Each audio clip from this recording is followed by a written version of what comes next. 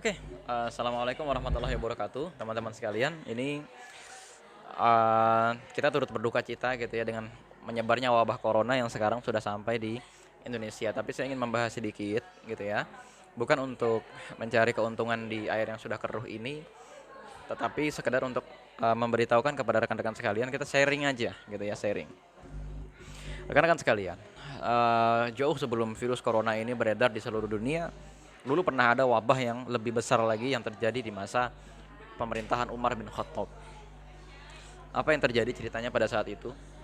Setelah kuda-kuda pasukan Islam yang dipimpin oleh Abu Ubaidah bin Al-Jarrah menaklukkan Syam, saat itu mereka mengepung Palestina dan kemudian berhasil membuka Baitul Maqdis untuk umat Islam. Tapi apa yang terjadi? Ternyata korban-korban jiwa akibat perang yang berkepanjangan tidak sempat dikebumikan. Dengan ya banyak itu kan saat dari periodenya Abu Bakar As-Siddiq sampai dengan periodenya Umar bin Khattab itu banyak sekali perang-perang besar yang terjadi dan kemudian korban itu sangat banyak, terjadi ratusan ribu kematian pada saat itu. Terus kemudian apa yang terjadi pada saat itu? Menyebarlah wabah di Syam. Wabah apa namanya? Wabah taun pada saat itu. Taun itu wabah yang menyerang pencernaan. Kalau dalam bahasa kita hari ini kolera. Nah, terus apa yang terjadi? Ternyata pada saat itu bukan cuma masyarakat biasa yang meninggal sampai puluhan ribu yang meninggal, tapi juga para sahabat Nabi yang besar-besar. Suhail bin Amr, Abu Ubaidah bin Al-Jarrah, Mu'adz bin Jabal, dan lain-lain. Dan yang terjadi adalah pada saat itu pertimbangannya Umar bin Khattab untuk segera menutup kotanya itu bukan untung rugi ekonomi, ya, tapi pertimbangannya adalah betul-betul kemaslahatan masyarakat, keselamatan orang. Nah, akhirnya pada saat itu kan Umar bin Khattab bersama dengan seluruh sahabat Nabi yang tersisa pada saat itu rundingan di ibu kota. Ini kita harus gimana? Oke, akhirnya perbatasan menuju dan dari Syam ditutup semuanya. Masyarakat Syam disuruh jangan pergi, disuruh jangan keluar rumah, dan masyarakat yang ada di luar Syam disuruh jangan masuk ke dalam Syam dulu. Kenapa? Di Syam lagi ada wabah. Takutnya wabah ini malah nanti semakin menyebar sampai akhirnya wabah ini hilang. Nah, teman-teman sekalian, posisi Syam pada saat itu vital. Kenapa saya bisa katakan vital? Karena pada saat itu posisi Syam ini adalah kunci agar orang-orang pada saat itu dari Jazirah Arab itu bisa pergi ke Eropa, persis seperti yang sekarang itu. Kenapa Israel, Palestina, Laut Hitam, Turki itu posisinya menjadi penting sekali di Timur Tengah? Karena mereka itu jadi pintu. Jalur sutra yang adanya di Cina di sebelah timur nanti akan bersambung ke daerah Asia Tengah, yaitu Iran dan Irak.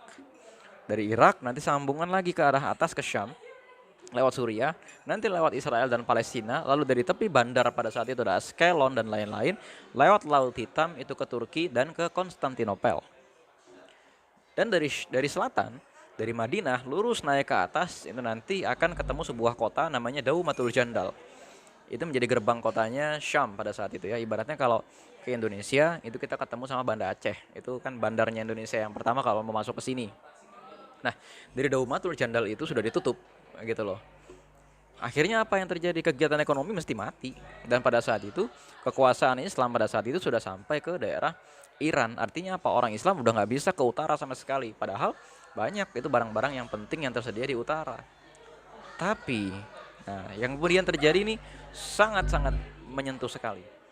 Banyak pengusaha-pengusaha pada saat itu yang terjadi bukan yang nimbun, malah menggratiskan barang-barangnya. Jadi kemudian nanti akan terjadi lagi ketika terjadi bencana kelaparan di sekeliling Jazirah Arab Saudi.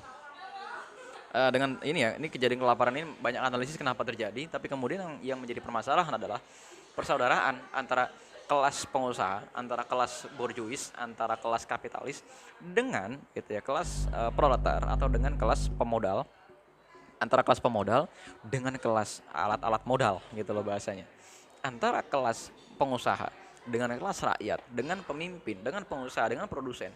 Ini semua terjadi satu ukhuwah yang luar biasa, sehingga mereka bisa menghadapi wabah yang besar itu tanpa kepanikan sedikit pun.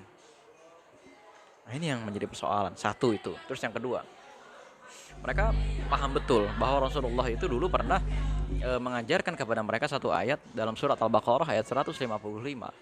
Walanabluwannakum bisyai'im minal khaufi wal ju'i wa naqsim minal amwal wal anfus was samarat wa basyiris sabirin.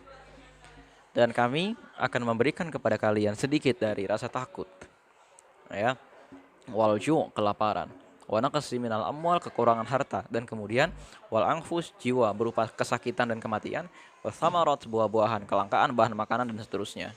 Apa yang kemudian yang terjadi? Nah, yang terjadi di sini ternyata para sahabat menyadari kenapa yang pertama kali disebut itu rasa takut, karena memang ujian yang terjadi di tengah-tengah satu bangsa biasanya disebabkan oleh rasa takut.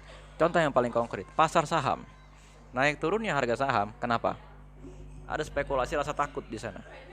Takut sebuah negara itu runtuh, takut perusahaan kolaps, takut saat itu ada perang, takut pada saat itu ada bencana, takut pada saat itu ada hujan, puso, dan lain-lain. Maka harga saham naik turun. Bukan cuma harga saham, harga rupiah, harga mata uang terhadap dolar, atau sekarang juga terhadap dinar dan terhadap yuan.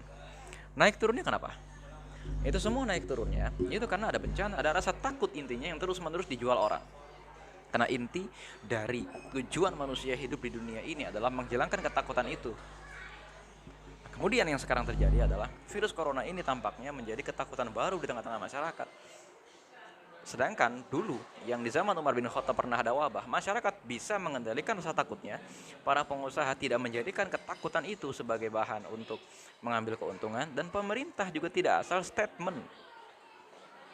Nah, sekarang apa yang terjadi di sekeliling kita? Tampaknya gitu ya, yang terjadi di sekeliling kita ini, orang ada yang umbar statement, ada yang kemudian memanfaatkan mengail ikan di air keruh ini gitu ya. Masyarakat juga lebih takut sehingga terjadi kelangkaan apa segala macam. Dan kelangkaan barang ini sekarang terjadi di Cina. Karena apa? Arus transportasi orang ini terhambat. Nah, itulah yang jadi masalah. Jadi rekan-rekan sekalian, seandainya misalnya hari ini kita ada satu ideologi, hari ini kita merasa satu agama, kita hari ini merasa satu pemahaman misalnya, tidak perlu diantara kita saling meneror, tidak perlu diantara kita takut dengan virus corona dan lain-lain, ya. Bahwa perkara bencana, iya, perkara bencana itu emang ada, nggak usah kita katakan ini azab, nggak usah kita katakan ini apa, nggak usah, karena balik lagi, a'udzubillahi minasyaitonirrajim, ma asaba min musibah fil ardi wala fi anfusikum illa fi kitabim min qabli an nabra'aha inna dzalika 'ala Allahi yasir. Jadi ini semua sudah ditentukan oleh Allah dalam sebuah kitab, apa yang terjadi di muka bumi. Ya, contohnya di Indonesia dalam jangka waktu Februari Maret ini dikepung dua bencana, badai Claudia dan badai Ferdinand, siklon tropis yang ada di laut. Terus kemudian ada lagi menyebar virus corona. Belum lama ini dua gunung itu aktif, Merapi dan Semeru. Nah, lalu kita harus ngapain? Udah tenang saja. Likai la ta'sau 'ala ma fatakum wa la tafrahu bima atakum. Itu semua nanti agar kita tidak terlalu senang dengan apa yang diberikan oleh Allah kepada kita, dan kita tidak terlalu sedih dengan apa yang diambil oleh Allah dari kita. Rekan-rekan sekalian, itu kira-kira ya belajar dari ibrah peristiwa pada masa Umar bin Khattab gitu ya. Dan pada saat itu pejabat-pejabat di masa Umar bin Khattab juga nggak terus apa ya, mengamankan dirinya sendiri, enggak gitu ya, tidak mengumbar statement dan lain-lain gitu ya. Assalamualaikum warahmatullahi wabarakatuh.